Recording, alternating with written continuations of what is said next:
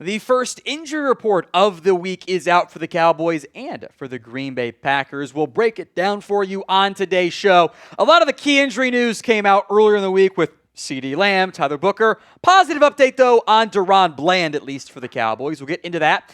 I know there's been plenty of frustration in general, valid frustration too, about the Cowboys' rash of injuries. So this is your chance to vent if you feel the need to do so.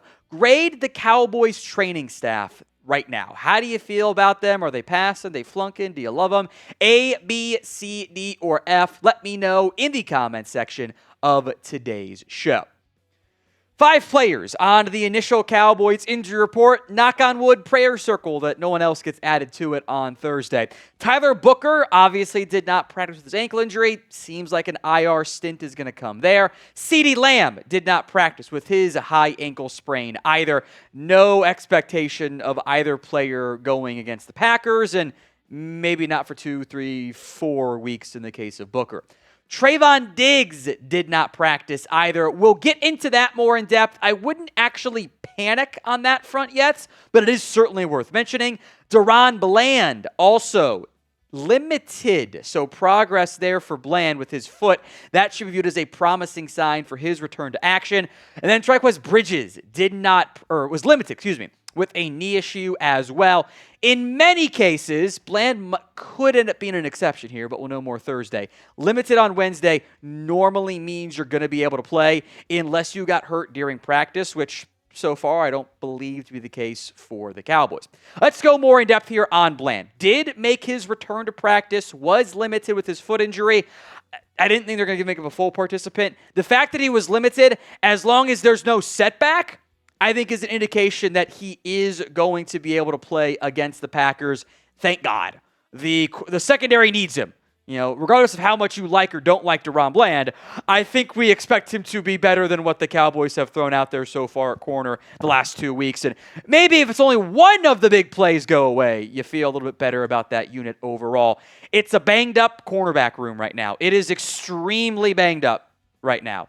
This is a group that is not healthy at corner. There's something going on for almost everybody in that cornerback room on that cornerback depth chart. Bland's coming off the foot. Diggs will go more in depth on with his knee. Trikweze Bridges now banged up. Kalen Carson, Savone Revel, Josh Butler not available to return yet. Eligible starting next week. We'll see when those guys return.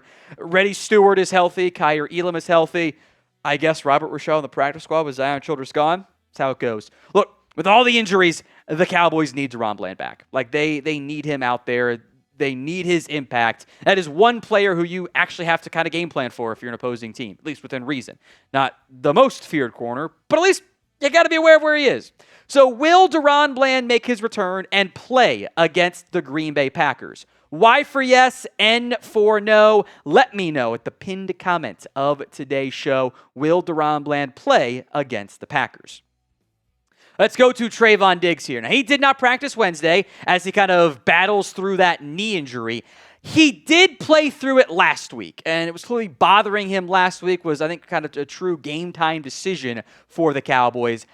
I'm not surprised he didn't practice Wednesday. I would almost throw out there, I wonder how much he's going to practice, period, for a little bit, especially on Wednesdays. It might just be dude's day for Diggs, and he might just not practice at all. As long as he's at least limited, if not full, Thursday, Friday, I think that bodes pretty well, but this does kind of feel like something the Cowboys will be managing. Just a red flag, because he hasn't been that good this year. It was good in week 1 because the Eagles didn't test him, but then he got tested against the Giants and against the Bears, and the results were, well, you see these stats on screen. It wasn't particularly good. The new player who popped up on the injury report was Trikweze Bridges, limited with a knee. I mentioned it earlier. In most cases, if you're limited Wednesday, that means you're going to end up playing. The exceptions are you have a setback, you got hurt during practice, and injury ends up being worse. Haven't heard any details to dispute anything other than they're just kind of managing him right now. I would assume he's okay, but if Bland's back, you don't have to worry that much about him having to play at all.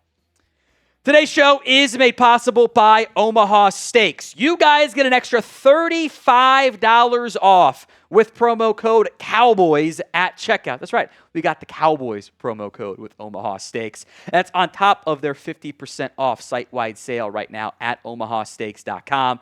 I'm a big fan of steaks in general. Medium rare, by the way. Like, these photos are just impeccably looking steaks. Like medium rare, or I think we have to have a conversation at least about your man card. It's not just steaks, by the way, at Omaha Steaks. It's also burgers, comfort meals, chicken wings, smash burgers, deli-style franks, chicken, and a whole lot more.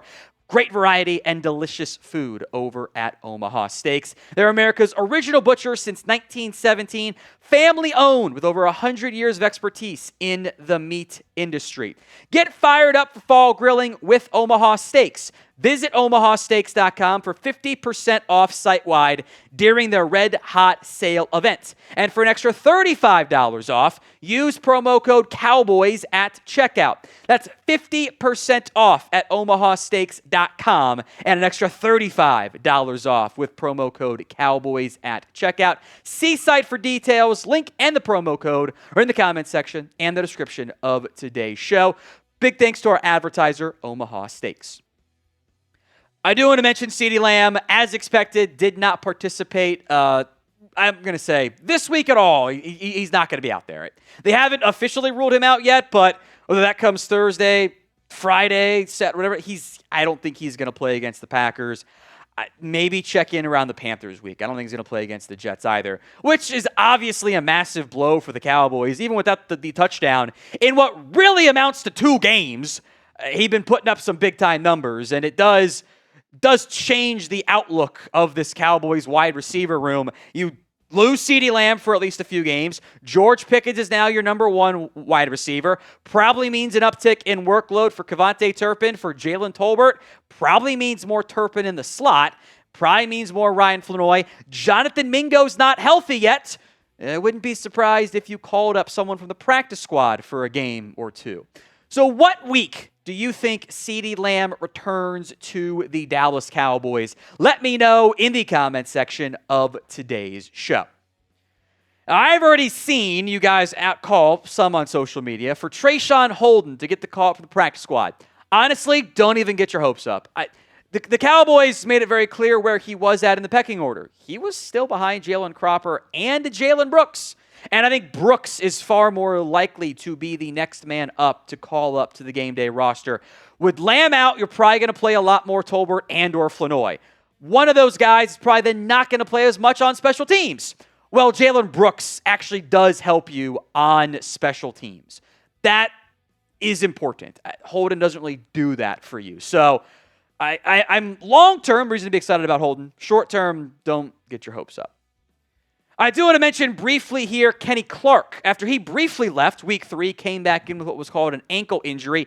He wasn't even listed on the injury reports for the Dallas Cowboys, which is a fantastic update. Of all the players the Cowboys have had on defense this year, I think he's one of the better ones out there. Now, 12% pressure rate's pretty solid. The 10 tackles, he's been a big part of the run defense being good. I like a lot of what I've seen from Kenny Clark. He's been a very good player for the Cowboys. I need more from Osa Odigizua still, don't get me wrong. I think Solomon Thomas has been fine as DT3, and you're getting enough from Mozzie Smith and Jay Toia, I guess. But I think Kenny Clark, in a revenge game for him, by the way, is a key piece for the Cowboys. Now, we will be live for that Cowboys-Packers game. Hit that sub button so you don't miss out. We'll start our live show at 7 p.m. Eastern Time, hour plus before kickoff of Sunday night. Hit that sub button so you don't miss out. Before we go, we will run through the Packers injury report. And boy, what a long one. Aaron Banks, groin injury. Did not participate. Doubt he plays. Zach Tom is not going to play with an oblique injury. And Javon Bullard out with a concussion. That is always a giant question mark if he's going to be able to go. Those are the 3 names to monitor the most, because if you don't practice on Wednesday, your status is at least in doubt. A 8-man list on the limited side. And I would expect these guys do play, but is worth monitoring them throughout the week. Anthony Belton, Carl Brooks, John Fitzpatrick, Josh Jacobs, Tucker Kraft, Micah Parsons, Rasheed Walker, Devontae Wyatt, all limited. Some very notable names on there. I think, like, from the Cowboys' perspective, expect to see them all play.